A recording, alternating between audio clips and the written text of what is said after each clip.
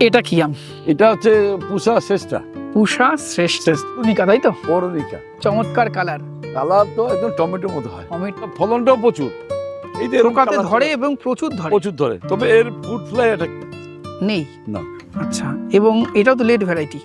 Late variety. এবং আমি খেয়েছিলাম আগের বছর, আমার কিন্তু এর ফ্লেভারটা বেশ ভালো লেগেছে, Flavourটা- আম্রপলির মতো, একদম, তাই না? হ্যাঁ একদম, ফ্লেভারটা খুব ভালো। হংসিয়াং রেড ড্রাগন, আচ্ছা, এটা তো সাউথের দিকে প্রচুর চাষ হচ্ছে। এটা তার বয়স কত? এর বয়সটা এই 18 দিয়ে এই মানে 20-র মধ্যে আর কি। আচ্ছা, বর্তমানে আমরা যে গাছগুলোর হয়তো বয়স দেখি মাত্র 5 বছর, 7 বছর, 10 বছর, এত পুরনো গাছ অন্তত কোথাও পাবেন না। ভিডিও শুরুতেই বলেছিলাম সব থেকে পুরনো মাতৃ গাছ এখানেই রয়েছে। নমস্কার, আমি সুদীপ্ত, রংধনু গার্ডেনে সবাইকে স্বাগত জানাই।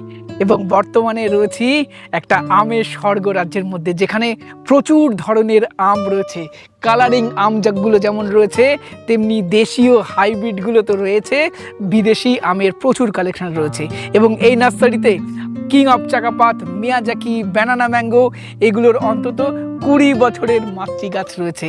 আমার দেখা মতে ওয়েস্ট বেঙ্গল তথা ভারতবর্ষের সব থেকে পুরনো বিদেশি আমের নার্সারি এই পূর্বস্থলীর এই শঙ্কর মহাদেব নার্সারি। চলুন একটু পরিচয় করে নিই এই নার্সারির অনারের সাথে। আপনার সম্পূর্ণ নাম এবং আপনার নার্সারির লোকেশনটা একটু জানাবেন। নমস্কার, আমার নাম শঙ্কর দত্ত। এটা পূর্বস্থলী, পূর্ব বর্ধমান এবং পূর্ব কাটোয়া ব্যান্ডেল লাইনের পূর্বস্থলী স্টেশনের সন্নিকটে। আপনার ফোন নাম্বারটা একটু বলুন। 8972113824। আচ্ছা, কত বছরের আপনাদের এই নার্সারি? এটা নার্সারি তো আমাদের নয়, আমার বাবা এটা করেছেন, আমরা তার উপরে আছি। এটা নার্সারি 1954-55 থেকে আচ্ছা, বংশ পরম্পরায় চলছে নার্সারি। আর কি। আচ্ছা, এটা কি আমের জাত? এটাও হচ্ছে ওই আপেল ম্যাঙ্গো। আচ্ছা, apple mango, apple mango. Apple red apple mango. আচ্ছা, সাইজ তো খুব ভালো। হ্যাঁ, সাইজ এই বড় ভালো, কিন্তু এই বছর আবহাওয়ার জন্য এই আমের সাইজটা একটু ছোট হয়েছে। আর আচ্ছা। যেটা রংটা হয় আরো আরো মানে দুর্ধর্ষ বেগনি লালের পুরো একটা যে আচ্ছা, কালারটা আছে, সেই কালারটা এবার কিন্তু এখনো পুরোপুরি আসেনি। আচ্ছা, কোন সময় পাকে এই আমটা? এই আমটা এই জুনের প্রথম দিকেই প্রথম দিকে, মানে হিমসাগরের টাইম। হিমসাগর টাইম। আচ্ছা, খেতে কেমন?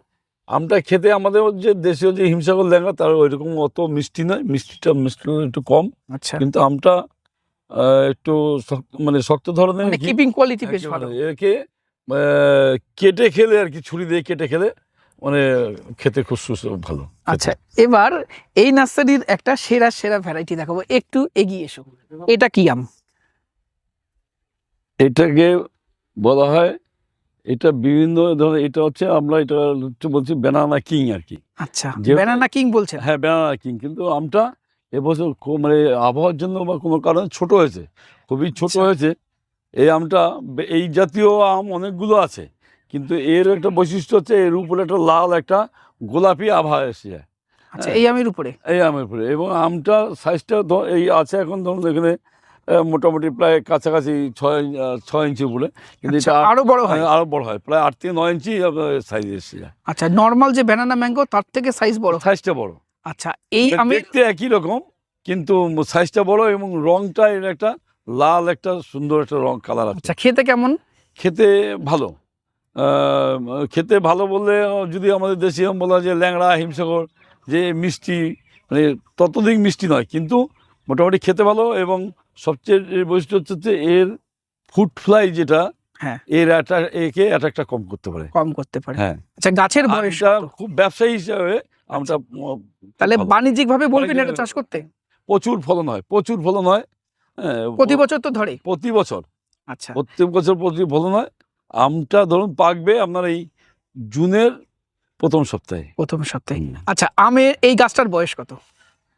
এর বয়সটা এই 18 দিয়ে এই মানে 20-র মধ্যে আর কি। আচ্ছা, বর্তমানে আমরা যে গাছগুলোর হয়তো বয়স দেখি মাত্র 5 বছর, 7 বছর, 10 বছর, এত পুরনো গাছ অন্তত কোথাও পাবেন না। ভিডিও শুরুতেই বলেছিলাম সব থেকে পুরনো মাতৃ গাছ এখানেই রয়েছে। আচ্ছা, চারা থাকবে তো? হ্যাঁ, চারা। এটা কি আম? এটা হচ্ছে বলছে কাটিমন। কাটিমন। হ্যাঁ। 12 মাসই তো? এটা 12 মাস বলা যাবে না, 12 মাস বলা হয় মুখে, আমরা বলি 12 মাস বা সবাই একটু প্রচলিত 12 মাস, কিন্তু এটা হচ্ছে ওই 3 বার ফলন হয়। আচ্ছা, একটা থাকতে থাকতে আরেকটা ফলছে, এইভাবে মোটামুটি 6 মাস 7 মাসের গাছে ফলন থাকে। আর এর একটা মানে ভালো ইয়ের দিক হচ্ছে মানে একো ফ্রুট ফ্লাইকে আক্রমণ কম, কম, খেতেও তো ভালো। খেতে খুবই ভালো। মানে 12 মাসে আমের মধ্যে আমাদের যত রকম জাত আছে তার মধ্যে এখনো আমার কাছে এটা এখনো সেরা। আচ্ছা, আর বাণিজ্যিকভাবেই আমটা চাষ? বাণিজ্যিকভাবে খুবই দুর্দান্ত, আচ্ছা, খুব ভালো। এটা কি আম? এটা হচ্ছে আমেরিকান রেড পালমার। এটা তো প্রায় পাকতে শুরু করেছে। এটা হ্যাঁ, এটা মে মাসে মোটামুটি শেষ সপ্তাহ থেকে পাকা শুরু হয়ে যায়। আচ্ছা, এটা একটু আর্লি, এটা কালারও তো একটু দুর্দান্ত। হ্যাঁ, আর এর কালারটাও খুব সুন্দর, একদম বিরাট কালার হয়। আচ্ছা, হ্যাঁ, এখনো কালারটা এবছরের আবহাওয়ার জন্য কালারটা আসেনি, কিন্তু কালার হলে প্রচুর কালার হয়। এটা তো অনেক পুরনো গাছ। এটাও পুরনো গাছ, এটাও 20 বছরের গাছ। আচ্ছা, 20 বছরের গাছ, বাহ। আচ্ছা, এছাড়াও তো আছে? এছাড়াও আছে। আচ্ছা, এই অসাধারণ কালার এবং প্রচুর ধরে, তাই না এই নামটা? আমটা প্রচুর ফলন, প্রচুর ফলন। প্রচুর ফলন। এরকম কিরকম ফুট ফলায় সারা গাছে ভর্তি হয়ে গেছে। এবছর ফ্রুট ফ্লাইয়ের আক্রমণ কি একটু বেশি? অনেক বেশি, অনেক বেশি। আচ্ছা, এবং আম চাষের বোধহয় এই ফ্রুট ফ্লাই সমস্যাটা সব থেকে বেশি হয়। যেই একদম আর্লি আমগুলো হ্যাঁ, ফুট ফ্লাই কি হয়, যে সমস্যাটা আমরা দেখতে পাচ্ছি আর কি, এই যে ফুট ফ্লাইটা, এইটা কিন্তু ফুট ফ্লাইতে এই সব এই করে দিয়েছে। হুম। আর্লি আম মোটামুটি মে মাসের মাঝামাঝি পর্যন্ত যে আমগুলো ভেঙে নেওয়া হবে বা পেরে নেওয়া হবে, তাতে কি হয়, এই যে ফুট ফ্লাই যে ও ডিমটা পাচ্ছে, ডিমটা কিন্তু ম্যাচিওর হতে পারে না, পরিপূর্ণ হতে পারে না, যার জন্য আমরা তখন ওর যে ভিতরে পোকাটা বুঝতে পারি না। কিন্তু এরপরে যখন এই বৃষ্টি হয়ে যায়, ডিমগুলো ফুটে যে এইগুলো কীড়াগুলো হয় সেগুলো আস্তে আস্তে পরিপূর্ণ হয়ে যায়। ওই সময় তখন ওই জন্য দেখা যাচ্ছে জুন মাসে যে আমগুলো করা হয় আমে, ওই জন্য সবাই বলে আমের ভিতরে পোকা, পোকাটা তো আমের ভিতরে জন্মায় না, কেউ ওকে ডিমটা পেরে দেয় বা ওটা ডিম পাড়ার একটা জায়গা করে দেয়। এই যে ফুটফুলায় যে ডিমটা পেরে দেয়, এই ডিমটাই পরিপূর্ণ হয়ে ঠিক জুন মাসের থেকে যখন শুরু হয় তখন থেকে এইটা পরে একদম ওই পোকা ভিতরে পোকা হয়ে যায়। আর এটা বোধহয় আম চাষের সব থেকে বড় অভিশাপ হয়ে এখন অভিশাপ। মানে আম চাষি শুধু আম নয়, যে কোনো ফল এবং সবজি ফ্রুট ফ্লাই বড় সমস্যা, ফ্রুট ফ্লাই বিরাট সমস্যা হয়ে যায়। আগামীতে যদি এটা যদি প্রতিরোধ না করতে পারে তাহলে সব চাষে একটা ভীষণ ক্ষতি হবে, ক্ষতি হয়ে যাবে। এটা কি এটা কি আম আপনার হাতে? এটা বলছে BN7। আচ্ছা, এর প্রকৃত কি নাম কি বিদ্যমান বলতে পারবো না, আমরা BN7 জানি, বলে নিয়ে এসেছি আমরা, সেভাবে দিচ্ছি সবাইকে। কিন্তু BN7 বা BN2 হতে পারে, এর কি নাম প্রকৃত নাম বিদেশি যেই আমগুলো আসছে, বিশেষ করে যে আমগুলো পূর্ব দিক থেকে আসছে, তাদের নামের কোনো রকম আমরা বুঝতে পারছি না, ওদের ভাষার সঙ্গে আমাদের মিলছে না, ওদের সঙ্গে নামের সঙ্গে আমাদের মিলছে। যে যা পাচ্ছে নাম বলে দিচ্ছে, বা কি আমরা যা দেখছি নিয়ে এসে দেখছি ওই 2-3টে আম একই রকম, কিন্তু নাম হচ্ছে 4টে। মানে আমাদের সেই কৃষ্ণের নামের মতন সব নাম হয়ে গেছে। তবে আমার এই আমটা থেকে মনে হচ্ছে, আপনাকে একটু আগে বললাম কিউজাই মনে হয়েছে, কাঁচাতেও যেটা মিষ্টি হয় আর পাকলে দারুণ খেতে, এবং লেট ভ্যারাইটি হলেও ফুড ফ্লাই সমস্যা কম। তবে আমটা একটা বৈশিষ্ট্য হচ্ছে এর ফুড ফ্লাই একটা কম হয়, আর আমটা মোটামুটি ফলনটাও ভালো, ফলনটাও ভালো। আচ্ছা, এটা কি বাণিজ্যিকভাবে করার মতো? বাণিজ্যিকভাবে আমাদের দেশে ঠিক বাণিজ্যিকভাবে এই আমে মানে পোষাবে না, হ্যাঁ, শখের হতে পারে, তবে হিসাব মতো ভালো। কেন এতদিন অত লেট করে আম আমাদের এখানে থাকবে না, কেন সেই জুলাইতে আমটা পাকবে। লেট ভ্যারাইটির আম বোধহয় আমাদের এখানে লেট ভ্যারাইটি আম, কারণ এটা যদি ফুড ফ্লাই যদি না হয়, এরপরে ফ্যাঙ্গাস অ্যাটাক হয়ে যাবে, কালো হয়ে যাবে, বাজারে তখন এটা নেবে না কেউ। আচ্ছা, কেন আমাদের মিষ্টি বেশি চাই, তাই না? হ্যাঁ, আমাদের বাংলায় মিষ্টি বেশি চাই। রসগোল্লা যেখানে ফেমাস, সেখানে আম তার সঙ্গে তুলনা আসতে হবে। আচ্ছা, তবে আমার কিন্তু মনে হয়েছে আপনার এটা কিউজাই আম। যাই হোক, চলুন পরের ভ্যারাইটি দেখি। এটা কি আম? এটা হচ্ছে আমাদের দক্ষিণ ভারতের মালগোভা। মালগোভা। হ্যাঁ। আচ্ছা, কালার আসে না এটা? এটা কালার হয় না, তবে আচ্ছা, এটা আমরা দক্ষিণ ভারতে দেখেছি, এতে কাঁচা অবস্থায় খাওয়া হয়, কাঁচা মিষ্টি। কাঁচাই মিষ্টি। কাঁচা মিষ্টি আচ্ছা, পাকলে কেমন খেতে? পাকলে আমাদের দেশে যে মানে কাঁচা মিঠা যেগুলো, যেরকম পাকলে যে খুব একটা সুস্বাদু থাকে না, পাঁচ থাকে, এটা কিন্তু মালগোভা কিন্তু পাকা অবস্থায় মিষ্টি হয়। পাকাতেও মিষ্টি। হ্যাঁ, পাকাতে মিষ্টি। আচ্ছা, আর চারা থাকছে তো এটার? হ্যাঁ, চারা থাকছে, তবে এই আমটা ধরুন আরো বড় হয়। আরো এটা বড় হয়। প্রায় 1 কিলো ওজন হয়ে যায় অনেক আচ্ছা, সময়। এবছর হয়নি বড়, এবং বেশ অনেক বড় হয় সাইজ। আচ্ছা। এটা কি আম? এটা আটটি আট্টু ইটু। আটটু ইটু। আচ্ছা, আট্টু ইটু। আটটু ইটু। আচ্ছা, এই আমটা মানে আমটা এই জুনের প্রথম সপ্তাহের দিকে পাকে। আচ্ছা, মিডল থেকে পাকবে। প্রথম থেকে মিডলের দিকে পাকে। আচ্ছা, আমটা খেতেও খুব সুন্দর, মানে খুবই সুস্বাদু। আমটা খুবই সুস্বাদু। এই আমগুলো মোটামুটি সাইজ প্রায় 700-800 গ্রাম পর্যন্ত 800 গ্রাম হয় এবং কালার আসে তো? কালারটাও আছে। আচ্ছা, কালারটা একটা লাল সুন্দর একটা কালার, সুন্দর কালার হয়। আর আমটার ফলনটাও খুব ভালো। হ্যাঁ, এরও ফুড ফ্লাই এটা কম। কম। আচ্ছা, এটা চারা থাকছে তো? এটা চারা থাকছে। এটা কি আম? আঙ্গার কার। আচ্ছা, এই আমটা মানে দক্ষিণ ভারত থেকে আমরা নিয়ে এসেছি, আঙ্গার বলে। তো আমি এটা বলতে পারবো না কোন দেশীয় আম। তবে আমটা আমি এর আগে খেয়েছি, বা ওইখানেও খেয়েছি। আমটা খেতে ভালো, তবে মিষ্টতা আমাদের দেখছি, আমাদের যে হিমসাগর বা এই আমাদের দেশীয় যে বাংলা যে আমগুলো, মিষ্টতা একটু কম, কিন্তু খেতে অন্য ভালো। দিক দিয়ে বেশ সুস্বাদু। কোন সময় পাকবে? এটা পাকবে ওই জুলাই জুনের মাঝামাঝি। আচ্ছা, এর কি চারা থাকছে? চারা থাকছে আচ্ছা, জুনের মাঝামাঝি পাকবে। জুনের মাঝামাঝি।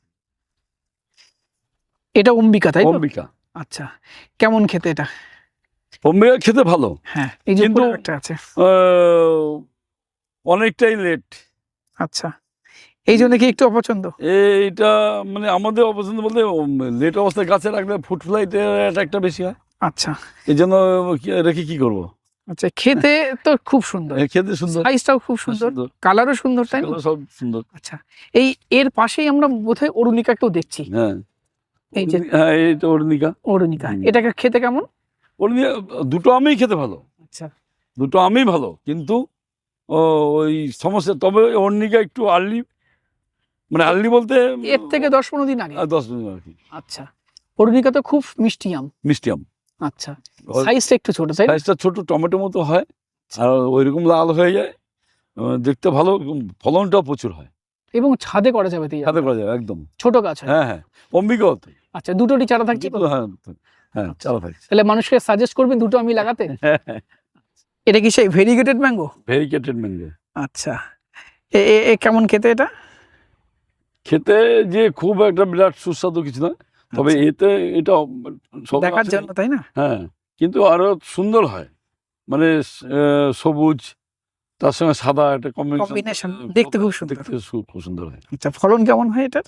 ফলন মোটামুটি, তবে এই গাছটা খুব বড় হয়। গাছ বড় হয়? হ্যাঁ, অনেক বড় হয়। আচ্ছা, অন্য গাছের তুলনায় এই গাছটা খুব বড় হয়। এটা কি আম? এটা হচ্ছে গৌরমতি। গৌরমতি। হ্যাঁ, কেমন খেতে? আমটা খেতে ভালো, আচ্ছা, একটুখানি ল্যাংড়া, যে আমাদের যে ল্যাংড়া, ওর টাইপটা অনেকটা ল্যাংড়ার মতো, এবং দেখে মনে হয় যে ল্যাংড়ার সঙ্গে এর কোনো ক্রস ব্রিডিং আছে। আমের একটু টেস্টটাও একটু ল্যাংড়ার একটা সেন্ট আসে এর মধ্যে। আচ্ছা, কিন্তু সবচেয়ে ব্যাপার হচ্ছে, আমটা পাকবে সেই জুলাইতে আগস্ট থেকে। আচ্ছা, ততদিন কে অপেক্ষা করবে এই আম নিয়ে? এটা অনেক লেটে। অনেক লেট, আচ্ছা, মানে এরপরে তো আবার সেই 3 টেস্ট। 3 টেস্ট। হ্যাঁ। তাহলে এটা বাণিজ্যিক ভাবে সাজেস্ট করবেন না, না? বাণিজ্যিক হবে এটা চলবে না। একটা গাছ পাহারা দিতে হলে আর 6 মাস 8 মাস কে ওই গাছের তলায় বসে থাকবে? একদম, এটা সমস্যা, তাই না? সমস্যা আর ফুড ফ্লাই সমস্যা ফুড ফ্লাই তো আছেই। আছে, গৌরমতি ফুড ফ্লাই সমস্যা। তবে আমটা একদম প্রায় সেম, যে ল্যাংড়ার মতনই প্রায়। খেতে কিন্তু খুব সুন্দর। খেতে সুন্দর, খেতে খুব সুন্দর। গৌরমতি সত্যিও সুন্দর। গৌরমতি মানে গৌরমতির মতো সুন্দর, কিন্তু ওই অতদিন অপেক্ষা করা যাবে না। করা যাবে না, ওটাই। এটা তো নামডকমাই। এটা নামডকমাই। আচ্ছা, এই নামডক যেটা এগুলো বলছে আর কি, আচ্ছা, ওইটা। কেমন খেতে এটা? এটা জানি না কার কাছে কি আছে, তবে আমার কাছে যে মানে আমাদের থাইল্যান্ড বলুন বা মালয়েশিয়া, ওইদিকে যে আমগুলোর মধ্যে আমার কাছে এই নাম ডকমাটা কিন্তু সবার সেরা। সেরাম, আচ্ছা, খেতে সেরা, খেতে সেরা, ফলনও ভালো, ফলনও ভালো, এবং ফ্রুট ফ্লাই সমস্যা বোধহয় খুব একটা থাকে একটু কম, একটু কম। এটা বাণিজ্যিকভাবে করা যায়, বাণিজ্যিকভাবে করে। করাচের মতো আম। এবং এইটাকে আমি দেখেছি দক্ষিণ ভারতে এটা কিন্তু ব্যাপক ওরা চাষ করছে, কমার্শিয়াল ভাবে করছে। করছে। আর গাছটাও তো আর ছোট ওদের হয়, তো তাই না? ওদের দেখলাম তো সারা বছর হচ্ছে, সারা বছর হয়। হ্যাঁ। বাহ। দক্ষিণ আচ্ছা, ভারতে নাম ডকমাইটের গাছও ছোট হয়, গাছটা ছোট, ছাদে করতে পারবে মানুষের। ছাদে করতে পারবে না অতটা নয়, এখানে পাতা খুব ঘনত্ব বেশি। আচ্ছা, পাতাটা খুব বেশি হয়, মোটা পাতা এবং বড় পাতাও চওড়া হয়। কেন টপের জন্য চওড়া পাতাটা, সরু পাতা বেশি। আচ্ছা, যেমন অরুণিকা। আচ্ছা আচ্ছা, এটা চারা থাকছে তো? হ্যাঁ, থাকবে। আচ্ছা, এটা কি আম? হংসিয়াং রেড ড্রাগন। আচ্ছা, এটা তো সাউথের দিকে প্রচুর চাষ হচ্ছে। এটা বলছে দুবার হয়, আমার এখানে আমি এখন দুবার দেখিনি বা তবে গাছটা কিন্তু খুবই বেটে, ছোট আকারের গাছ। ছোট আকারের গাছ। আচ্ছা, এটা নাকি বলছে যে খুব প্রচুর এটা ডিমান্ড। এটা আমরা খেতেও ভালো, আমি খেয়েছি, এবং পাকলে কালারটাও চমৎকার, একদম আরো কালার, অ্যারোমাটা খুব সুন্দর, বীজটা খুব পাতলা, ছোট, একদম পাতলা ছোট, একদম। আচ্ছা, এ চারা থাকছে? হ্যাঁ। আচ্ছা, এটা হংসিয়াং রেড ড্রাগন, এবং অ্যাকচুয়ালি যতদূর আমি জেনেছি এর নাম হংলং, মানে থাইল্যান্ডে, আর আমাদের সাউথ ইন্ডিয়াতে হংসিয়াং রেড ড্রাগন বলে বিখ্যাত।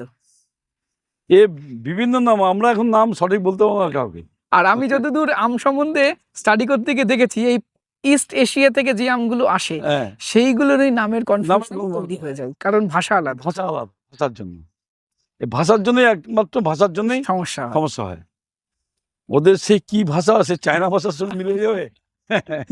এটা কি আম? জিনতারলং বলতে পারবো, নাম বলতে পারবো না, আমরা যে নামে নিয়ে এসেছি ওই নামটাই বলতে পারবো। আচ্ছা, এর যে সত্যিকারের কি নাম সেটা আমরা জানা নেই। এটা জিনতারলং বলে আমরা, আমি বেশ কয়েকটা নার্সারিতে এই নামেই এই আমটা পেয়েছি। আচ্ছা, জিনতারলং, তাই তো? হ্যাঁ। আচ্ছা, আর এটা খেতে কেমন হয়? মোটামুটি যে খুব সুস্বাদু বলা যাবে না। আচ্ছা, কোন টাইমে পাকবে এটা? এটা পাকবে জুনের শেষের দিকে। জুনের শেষের দিকে। আচ্ছা, হিমসাগরের পরে, তাই তো? হিমসাগর